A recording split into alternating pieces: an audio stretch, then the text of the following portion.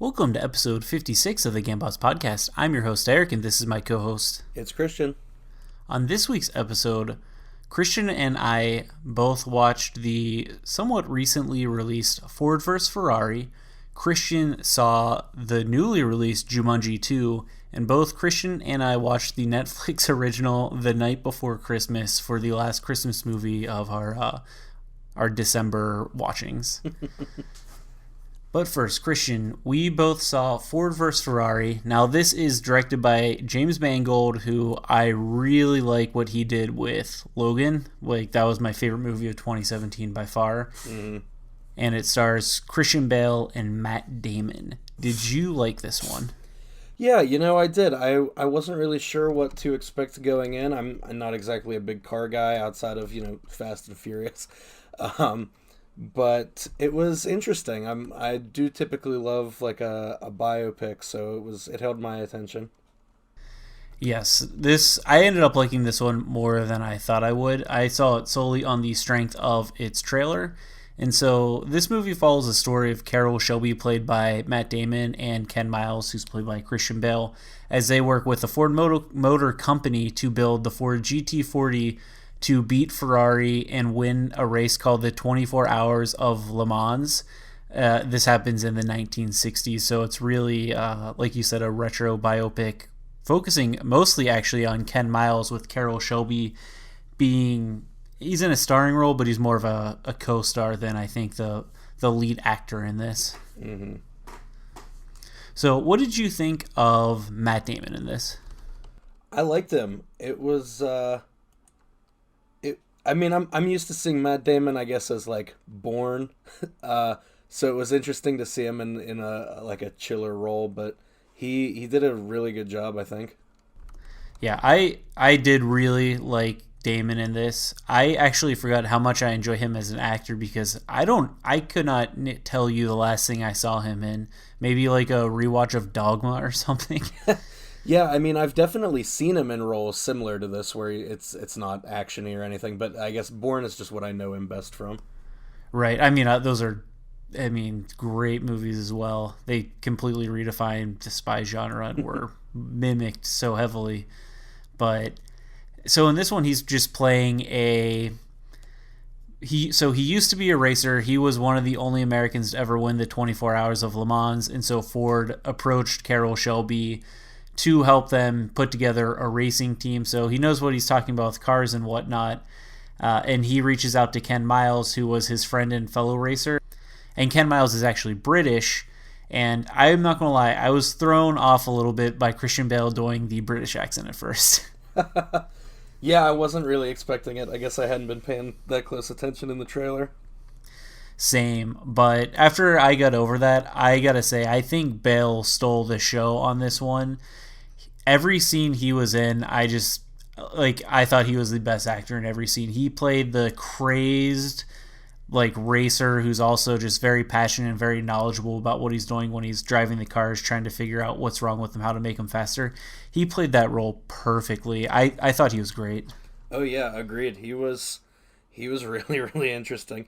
I was thrown at first, not necessarily by just the accent, but by the temperament, because I was expecting this to just kind of be like two down-to-earth race car drivers doing their thing. Honestly, I guess I really hadn't paid that close attention to the preview, because I thought it was going to be Christian Bale and Matt Damon as rival racers. But yeah, he's kind of like the Christian Bale is kind of the hothead. He's always getting himself into trouble. He can't get out of his own way, and that ends up becoming kind of one of the central conflicts of the movie. Yeah, I actually when I watched the trailer, I got a mix up. I thought Matt Damon was going to be the racer and Christian Bale was going to be like essentially Matt Damon's position of more of a support staff, but I was completely opposite, so I was thrown off by that because all the trailers I saw had shown the one scene of Matt Damon driving with Ford Jr. in the car. So I was like, oh, Matt Damon's the racer in this one. I was way off. Yeah. Because the opening scene is Matt Damon as the racer, and then it flashes forward, I don't know, like six months or a year or something. Yeah. Speaking of acting performances, though, do you remember the number 2 of the Ford Motor Company who was like the Weasley guy? Yes. I think he did a great job because I hated that guy so much. He wouldn't even speak. He would just be in the background looking like you wanted to punch him. So, I mean, kudos to that guy in acting because I hated him in every scene. Yeah. I think that was Billy Magnuson, who I know best as being the prince who isn't Chris Pine in Into the Woods. And he was also just in Game Night as, like, the idiot best friend. I think you're right, Christian. I did not well, I only know him from Game Night, but I think you're right. I think that's the same guy. Yeah, but you're right. He sucked. Yeah. Horrible. Right down to the very end. No redemption for him at all.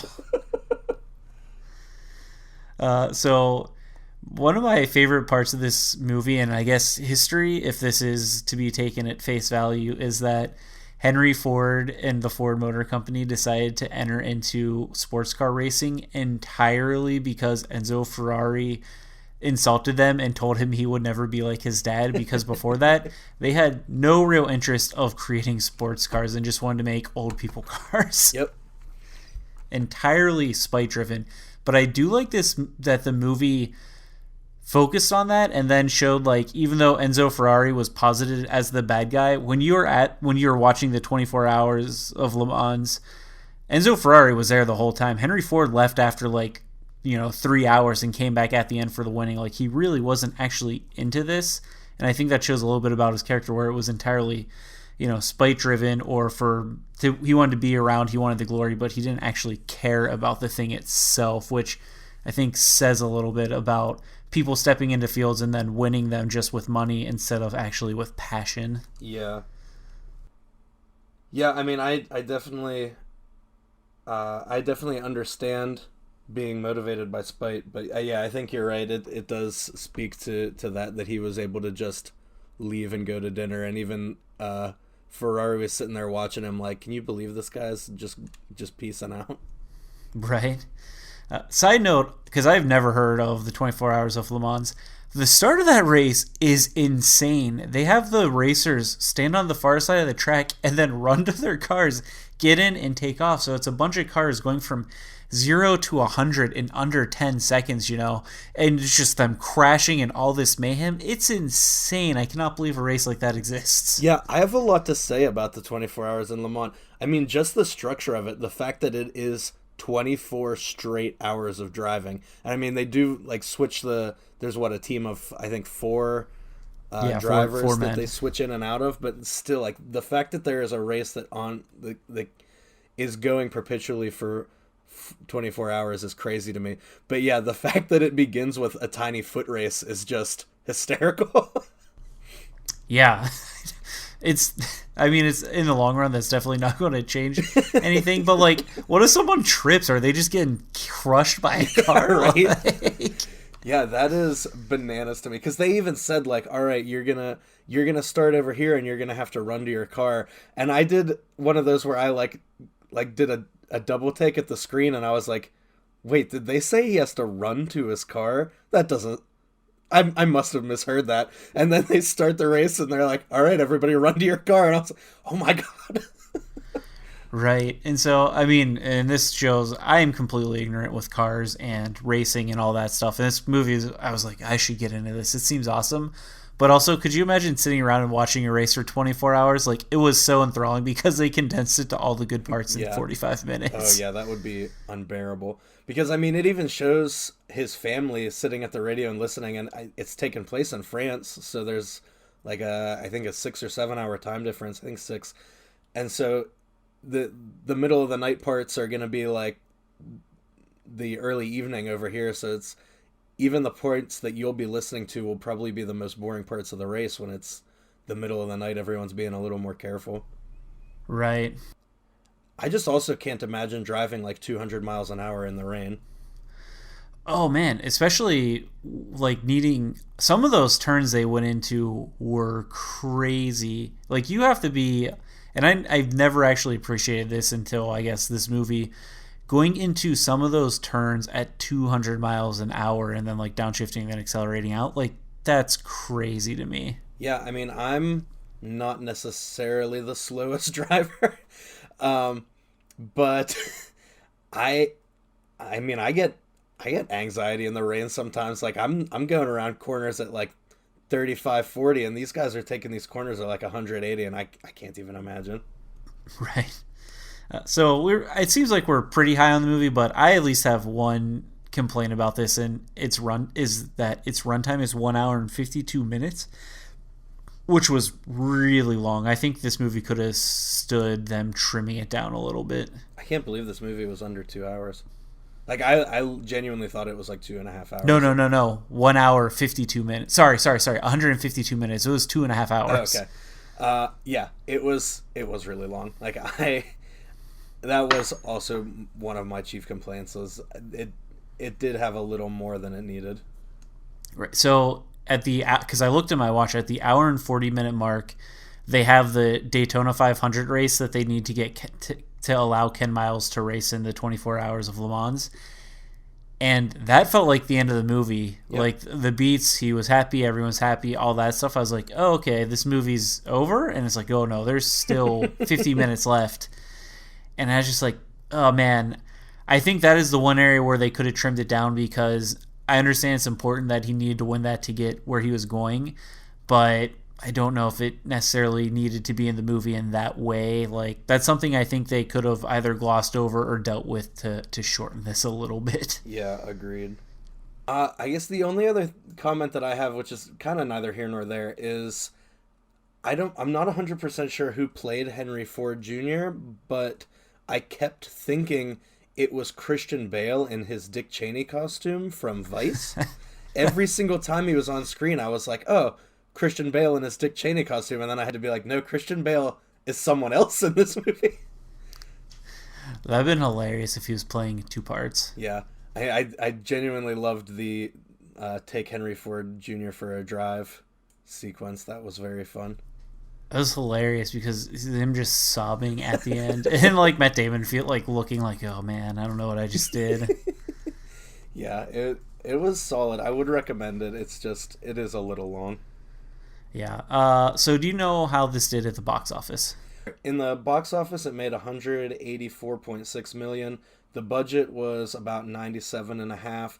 So I mean, it's doubled its money very nearly. So yeah, it did pretty well. Yeah, and critically on Rotten Tomatoes, the critics have it at a 92%, and the audience has it at a 98%. So it's sitting high with the audiences in general. Yeah, and I mean this is its budget to date, which it's been out for about 4 or 5 weeks now, I think. Yeah. So would you recommend our audience check this one out? Yeah, I would. Like I said, it is a little long, but I think it's probably worth it in the long run. I agree. I really enjoyed this. Like I said, my biggest complaint is that it's really long, but if you have 2.5 hours to kill, I really liked learning the history about Ken Miles, especially because I'd never heard of him before, so I thought it was really interesting.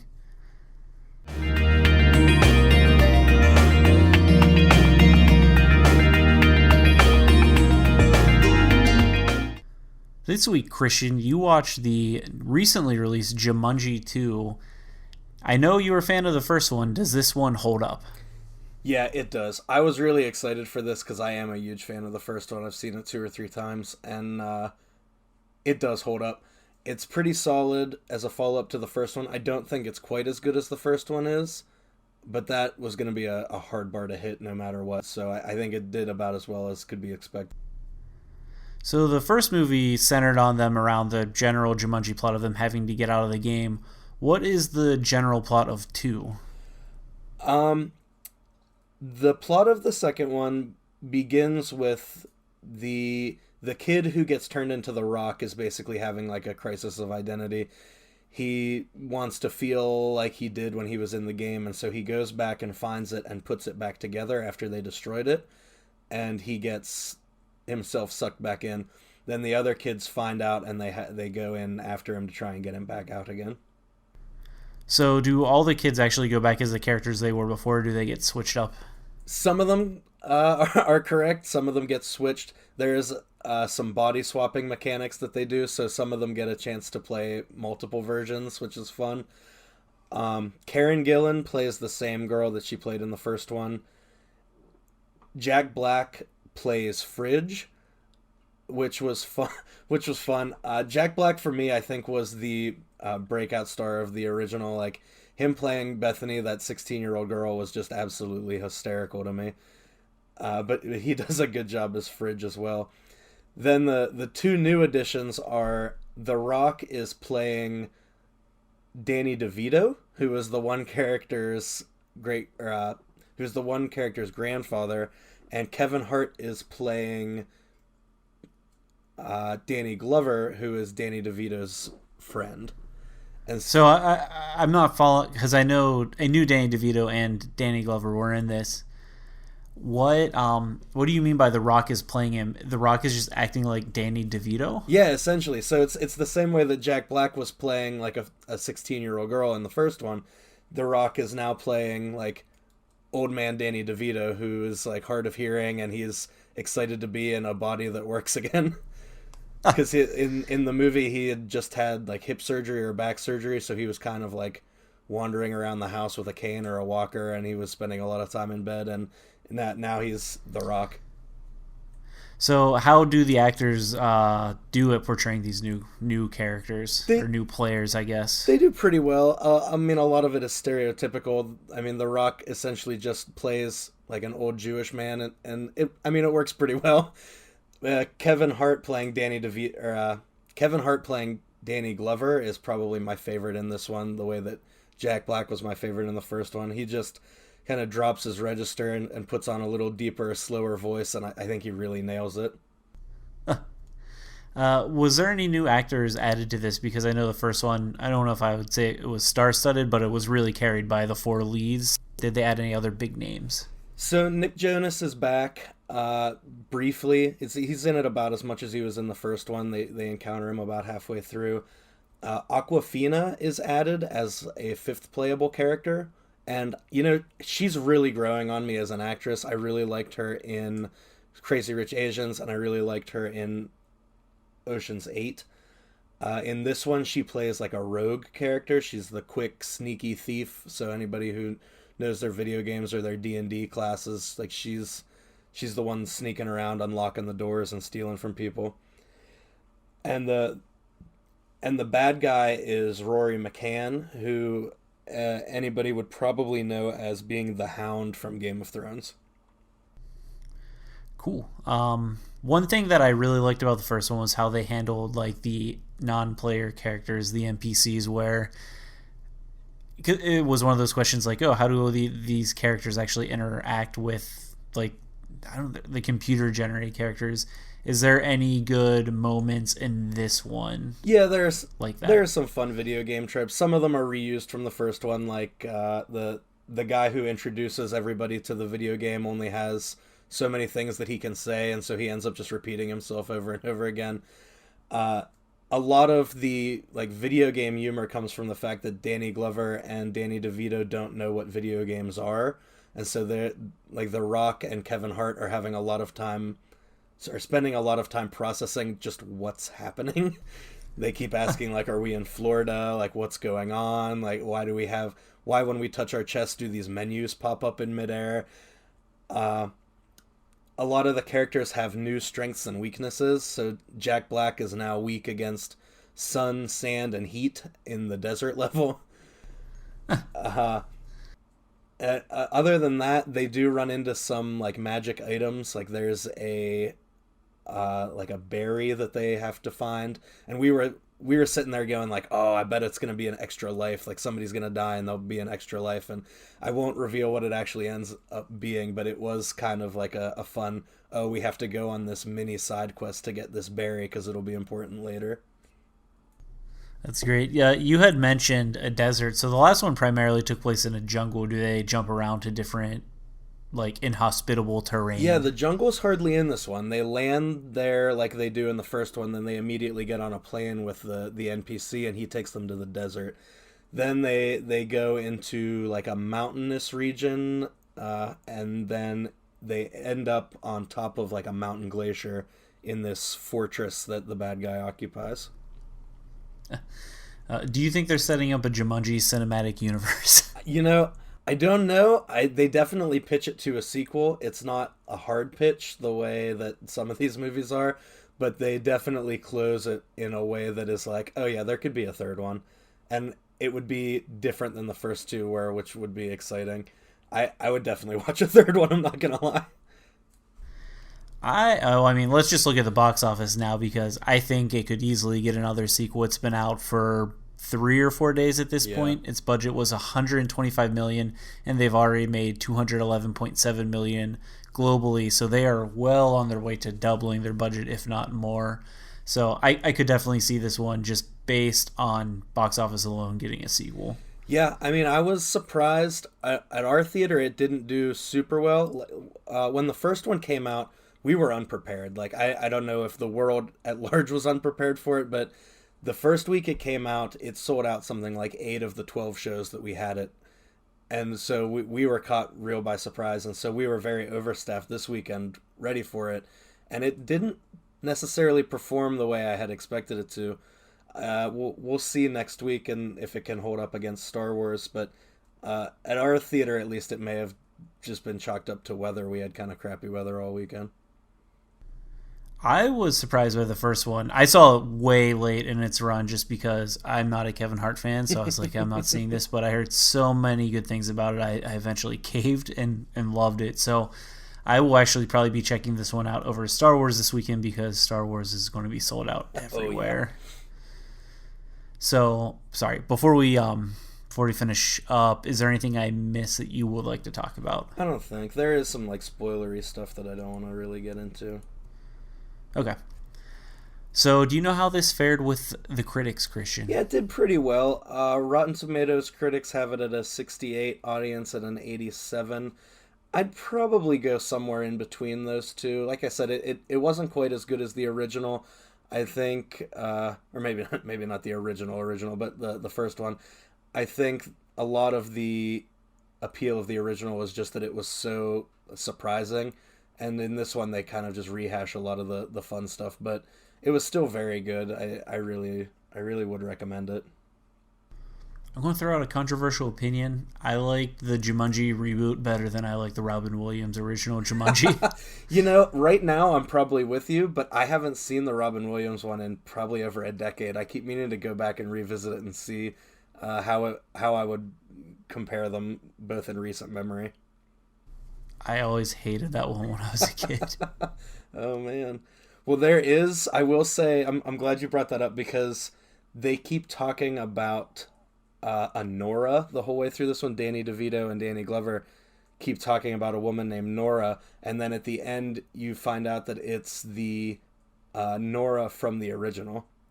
Like that was really? That was the little girl who grew up to be like the Robin Williams love interest, and yeah, now she has a very, very brief cameo in this one. Oh, that's crazy. It's cool they called back to it, though. Yeah, it was neat. Would you recommend our audience check this out? Yeah, absolutely. It was a very fun movie.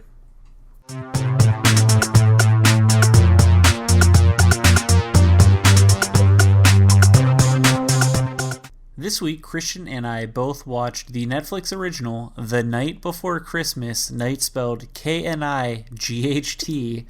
This was directed by Monica Mitchell, who I could not find anything else about, so I don't know if she directed anything before this. And it starred Vanessa Hudgens, Josh Whitehouse, and Emmanuel Triqui. But mostly it's Hudgens and Whitehouse. Yeah, I'm real happy we got through the first two quickly because I have a lot to say about this movie. Yeah, this I picked this one and I regretted it.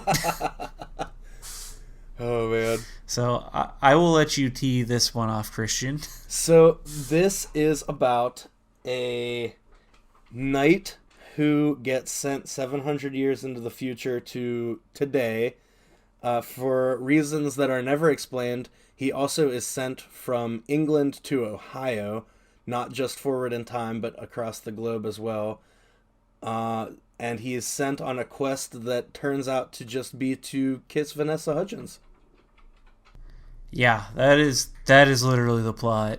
And I am most offended by this movie from the fact that it starts in Norwich, England, and every time they go back to Norwich, England in 1317, they say Norwich, England, 1317, they show the same forest scan over like we forgot where this is. The knights aren't the ones in Ohio. And he's transferred to the middle of nowhere, Ohio. Like, why is that the place that he would be transferred to? Who knows? Why not set this in 2019, Norwich, England? Yeah, I mean, I have in my notes Magic Quest to Ohio. I'd be mad. Like, imagine discovering that magic is real, but all it can do is take you to Ohio. Like, I can understand, like, oh, it's a time travel thing. It's like a time travel thing to the middle of nowhere in Ohio. They were like, we need one of the sexy Midwest states. Can't do Iowa. Can't do Kansas. You know what? Ohio. That's the one. There's oh boy. I mean, there's a couple things that really make me question this movie. Number one, did you know Vanessa Hudgens was a producer on this? I did not. Listen, I went into this completely blind. I hit play and it like Vanessa Hudgens popped up and I was like, what? Yeah.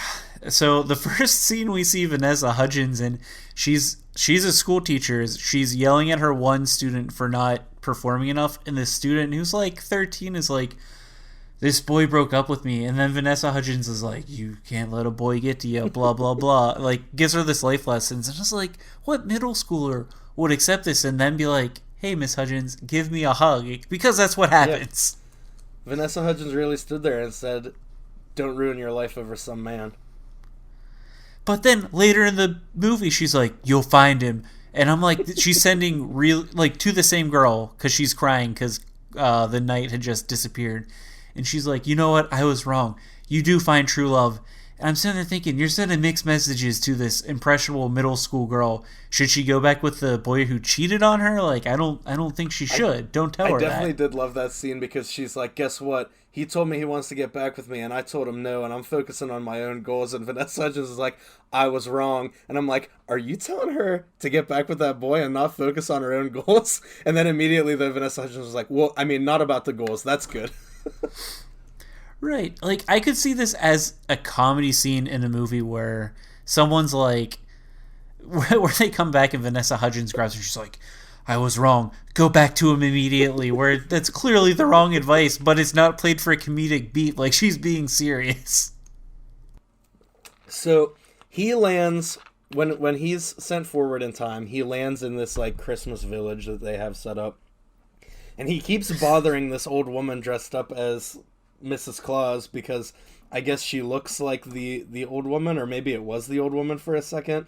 But he keeps... Well, it's really unclear because they show a scene where it's like the old woman like smirking at him, and then like she changes into Mrs. Claus, but it doesn't seem like the Mrs. Claus is the witch. But he keeps walking up to this poor woman and he keeps calling her an old crone, and then eventually Santa Claus is like, can you please stop calling my wife an old crone?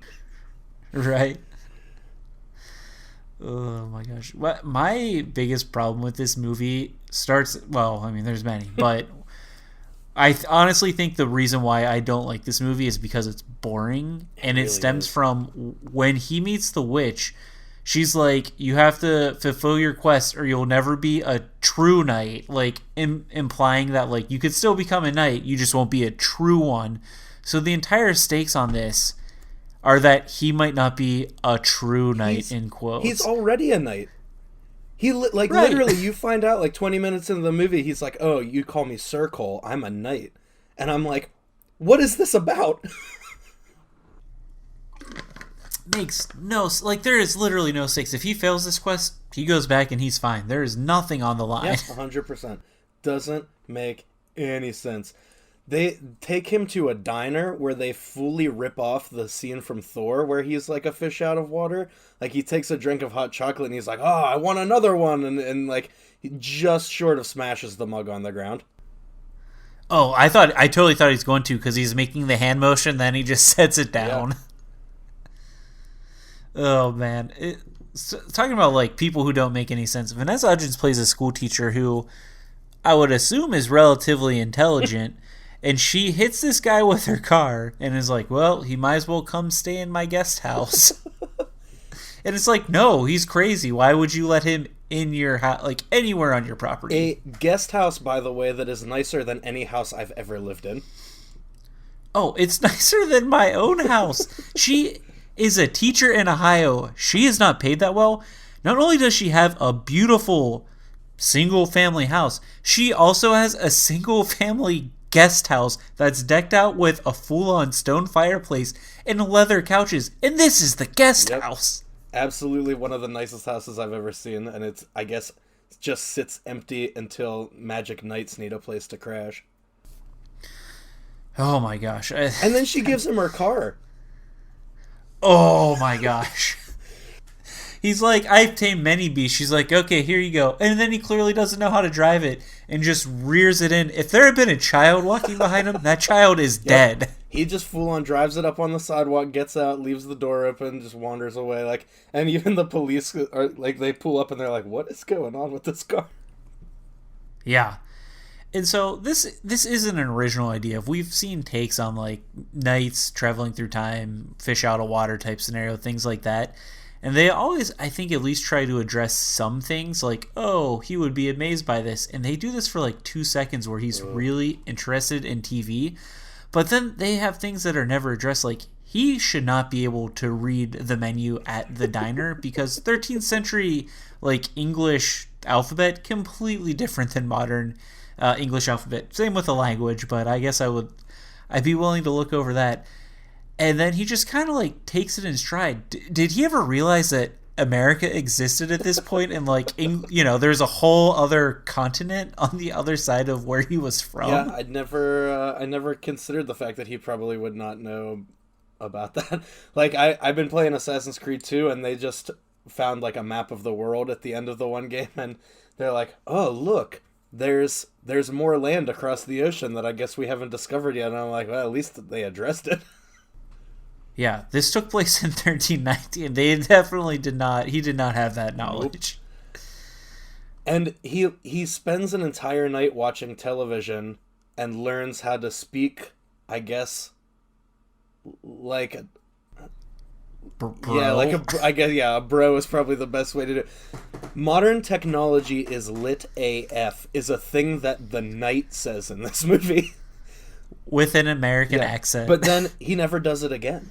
At no point is he like, this is now a skill I've acquired and it will come in handy at some... He just goes back to speaking, ye old English. But he never learns the word for television because the entire way through the movie he keeps calling it the magic box that makes merry, which I hated. Yeah, it was so dumb. I hate it, even when they like went into the fish out of water stuff. I hated the choices they went with them. It was so bad. Also, don't you think a 14th century knight, maybe he wouldn't be the most sexist person, but I think there would be a lot more benevolent sexism involved in this than there actually was. Oh yeah, 100%. Like the first thing out of his mouth would have been like, "They let women be teachers? Ha ha ha! Ridiculous." Like, yeah, I spent a lot of time yesterday and today on letterboxd.com reading reviews for this, and it was just like 15 pages of people tearing it to pieces, and it was the best. But they were all pointing out things like that about like real fish out of water stuff, like this man wasn't vaccinated, he's gonna die of measles, like he definitely wouldn't be able to read, giving him a hamburger and french fries would probably kill him. Like, it was all just fantastic stuff. Yeah, I like too that this teacher is randomly, with no evidence that this guy's actually from the 14th century, is like, well, I don't know, maybe he really is, you just gotta believe sometimes. Why? No reason. And along the same lines, during Act 3, the cop who has spent the entire movie being like, "Are you sure you want this crazy guy living in your house?" is like, he walks up to the knight and goes, "Hey man, you should apply to become a police officer." And I'm like, what? Right. Right. He's like, well, you'd have to pass the psych exam first. Just walking it back. Unbelievable.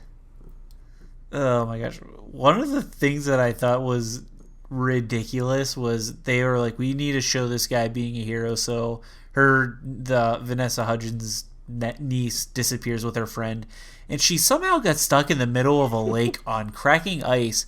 And then after he saves her, she's like, we're so sorry. It was so snowy, we couldn't see where we were going. In the scene, it was not snowing that hard. And I was just like, why is this the reason? Like, you guys are really far from home. You gotta go through, like, a forest and into a park, and then through a park to get onto this lake. Like, you don't just accidentally do that. It wasn't even a whiteout. This was like a play in that they have to keep telling you what's happening instead of showing you, because 3 times in this movie Vanessa Hudgens or one of the characters says, "Oh man, it's snowing really hard," or like, "It's a blizzard out there," and it's almost played like a comedy beat, because it's like the camera will show the outside and it's kind of snowing. Right, it's like flurries. Yeah. It's like in Let It Snow when they're like huge blizzard, and like literally there was no snow. Yeah, like it's snowing. I mean, it snows at least falling from the sky, but I mean, I've living where I live, like I have seen hard snows and blizzards, and man, Ohio's not that far away, and this would not be considered a blizzard by anyone's standards. No, and Ohio is much flatter, so they actually can get whiteouts because, like, this, the wind's there's nothing to block it. Like, that was not bad snow for Ohio. Oh, man. But, I mean, Sir Cole, who they definitely don't pronounce his name as Circle the entire movie, but they do, he gets to use his expert night tracking skills to follow these little girls through the woods and onto the thin ice. And then has her crawl like a snail to safety. Yep. Oh my gosh. Let's talk about the Christmas feast for the poor of the town, because I saw you had notes about that too. So the entire movie, Vanessa Hudgens keeps referencing that they're working for like the Christmas story because they want to help the poor, and they keep showing this one guy who's her niece's friend's dad, who's having a hard time because his wife died and he has 4 kids and he's working 2 jobs. And so they come to this dinner that's supposed to, I thought, be for poor people, but when you look at it, I did not see any poor people there. It seemed like more of a fundraiser for poor people. Yeah, so I guess I'm thinking back, and I can't remember if at any point they say this is like a soup kitchen situation or what. I just kind of assumed when they say like, oh, we're having a Christmas feast for the community, I assumed. But yeah, maybe it was just like a block party situation where everybody comes and eats the like 25 loaves of bread that the knight made. Yeah, but the thing is too, they're like, this is for the community. They only collect money for one guy in town and give it to him and a lot of presents. And it's like, that's good for that guy, but I don't know if I would say this is like a benefit for the needy. I feel like you should just say this is a benefit for one needy family we vote on. They also say something like, oh, the whole community pitched in to do this for you, and like he turns around to thank them, and there's only like 6 people in that room. Right, I think this posits a community that is mostly wealthy, and they're just helping out the one single dad. He is the only poor person that they allow in Ohio. Right. How about her having a neighbor who is also crushing on the knight, but then turns out to be the good guy? So listen, we as the audience understand that at this juncture in the movie, there is no romantic relationship between the knight and Vanessa Hudgens. But if you're looking at this situation from the neighbor's point of view, a man has just moved into Vanessa Hudgens' house. They are spending a lot of time together. They're decorating their house and their lawn together. And the neighbor is like, you know what I'm going to do? I'm going to go over there and I'm going to hit on him in front of Vanessa Hudgens. Like, openly. Yeah, asks him, she like asks him out. Like, there is no conceivable way that neighbor didn't look over there and be like, oh, they're dating. Right, and then she tries to get him to kiss her at the Christmas potluck. Yep, and then he looks over he looks over her shoulder to Vanessa Hudgens, and she's immediately just like, "Oh, I see you're in love with somebody else. I guess you should go take care of that." And I was like, "Oh, she's nice?" Question mark. Even though she was literally Right. still just trying to steal him 20 seconds ago. Yeah. And then I think the most inexplainable thing in the movie, even beyond why Norwich to Ohio, was at the end, one of the kids had talked about wanting a dog, and they're like, "We're not getting you a dog." A dog just appears in their house, and it is never explained. So I guess this is just like on top of all the other magic, Santa is real? Question mark. Yeah, it's literally they never dive into it. Everybody in the room is just like, "Did you get a dog? No, I didn't get a dog. Did you get a no?" Like, well, I guess we have A normal person would be like, "Did someone break into my house?" Nope. Vanessa Hudgens and Emmanuel Cheriki are just like, "Well, I guess we have a dog now." Right. Not gonna lie, Why? I did not know that was Emmanuel Cheriki until probably like 50-60% of the way through the movie. I don't know who was that. The sister. Because I've seen her in a Gotcha. couple things. She was in Entourage for a couple seasons, and so like I'm looking at her like she looks familiar, and then I was like, wait, no. I mean, she originally was like, "Don't have a strange man stay at your house," and then was quickly just like, "I love him." Yeah, I mean, she came over. She's like, "I want to meet this crazy guy you got in your house," and then she looked at him and was like, "Oh, he's hot. This is fine." Right. Also, man, we watched 2 Netflix originals now. They went hard on the product placement for Alexa. Oh, yeah, they did. Everything he did in his house, he kept yelling her name. Yep. Also, there was in the grocery store, I'm pretty sure there was a risky business moment where he like slid across the grocery store floor like in between 2 aisles, and I was like, is that a Tom Cruise risky business moment? And then it's over, and like they never call attention to it or anything. And I'm like, did they do that on purpose? Like, there's a lot of that in this where like I can't tell if some of the goofy stuff was done on purpose or it was just incidental. My guess is incidental. So did you stay around for the credit scene? Apparently not. So they tease the credit scene. They show Cole's brother in England, and the crone, like, he meets the crone and helps her. And so it's like heavily implied that she's going to now send him on a quest to find his true love. God. Like, they're setting up a sequel for this movie. Yeah, 1300s Norwich, England suddenly becomes very quickly depopulated by knights as they're all sent to the future. Right. to die of disease. You know what else would have actually blown this dude's mind? I was thinking of it. He was like, in my Christmas, we get an orange or something, like some fruit. And I was like, this guy would not recognize modern fruit because of just, not even just like genetic engineering, just selective breeding and stuff of the fruit. Like, they've changed so dramatically. His mind would have been blown by that. Oh, this was truly a mess. So, Christian, would you recommend our audience check this one out? Absolutely not. Yeah, like I said earlier, my biggest problem with this is that there are literally no stakes in it, and it just makes this movie boring. Yeah. And so it's not like it is a bad movie, but it's not a bad movie that's somewhat fun to watch or there's funny parts to watch. It's a bad movie that is just boring throughout the entire time because nothing's really happening. Yeah, agreed. Like, there was no point in this where I was, like, excited to see what was going on. Literally, I think it's my 4th note just ends with, I hate this movie. Right. Like, this movie is not good. I do not... It has to be aimed at young girls or Hallmark Channel watchers. I don't know. Do you know what the Rotten Tomatoes is on this, though? The critics have it at a 97, which is... No. Sorry, 67. Oh, yeah, sorry. The critics have it at a 67, which is unforgivable. Like, the audience has this at a 49, which is still just so high. I think the 49's high, but I kind of understand it because obviously this isn't our cup of tea. I'm sure some people out there love movies like these, but I agree with you. The critics having this at 67%, they have this higher than some movies we've watched that I know generally aren't critically acclaimed, but they're definitely better than this. So one thing I will bring up is that I like I said, I was online the past 24 hours reading up about this, and there has been some conjecture that this is part of a Netflix Christmas cinematic universe.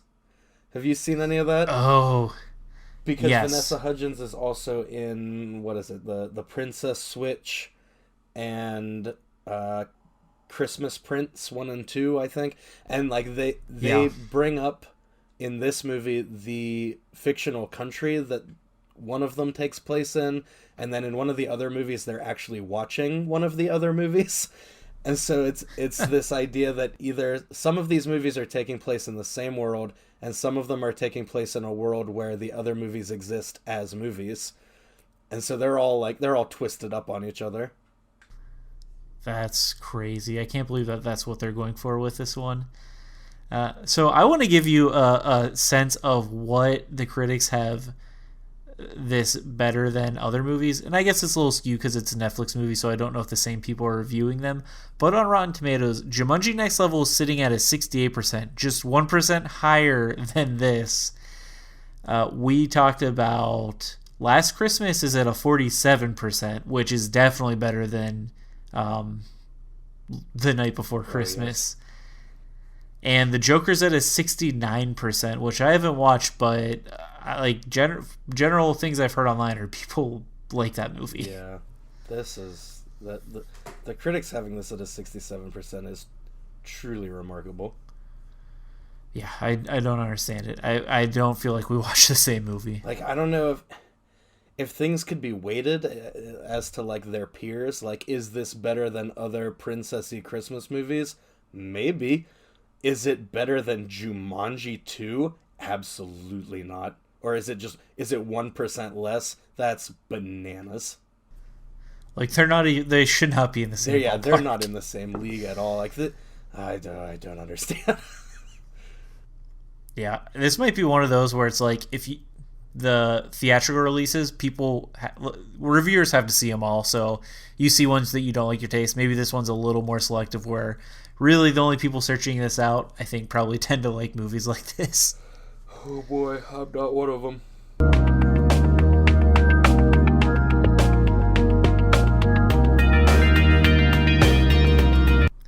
Alright guys, before we head out, we're going to talk about what we are playing this week or watching this week. Christian, what will you be checking out this week? Well, I mean, my week just at work alone is going to be populated by pretty much nothing but Star Wars Episode 9. I'll be watching it at some point this week, maybe Tuesday or Wednesday. Cats also comes out on the 20th. We'll see if I have time. I would like to try and watch Cats. It's going to be a fever dream. Otherwise, that's probably going to be it. I'm going to just be spending my time shopping, getting ready for Christmas, last pieces here and there. Yeah. I should actually clarify. I guess it'll be 2 weeks before we're back. So, but yeah, I'm with you. I will be seeing Star Wars sometime in the next 2 weeks, obviously. That's biggest movie probably going... Well, I'm curious if it will beat Endgame as the biggest movie release this year. I don't think so, but we'll see. Yeah, I don't know. And I would like to see Jumanji 2. I don't know if I'm going to have time, but the big thing I've been doing is I got Yakuza 0 for PlayStation 4 and am loving it, so I'm probably going to be playing that a fair bit.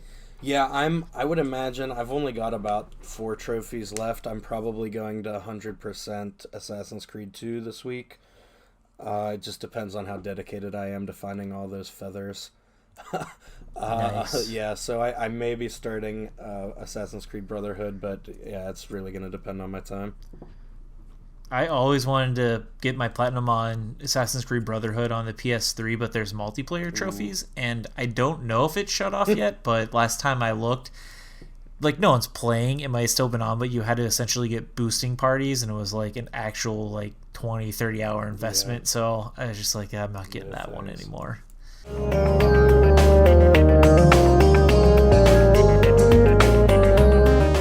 Alright guys, thanks for checking out our episode. If you want to reach us, you can email us at gambots.blog@gmail.com, or you can find us at Gambots Network on Twitter. Otherwise, if you're listening somewhere where you can rate or subscribe, we'd appreciate it, as that helps us with marketing. Otherwise, thanks for listening, guys. Thank you.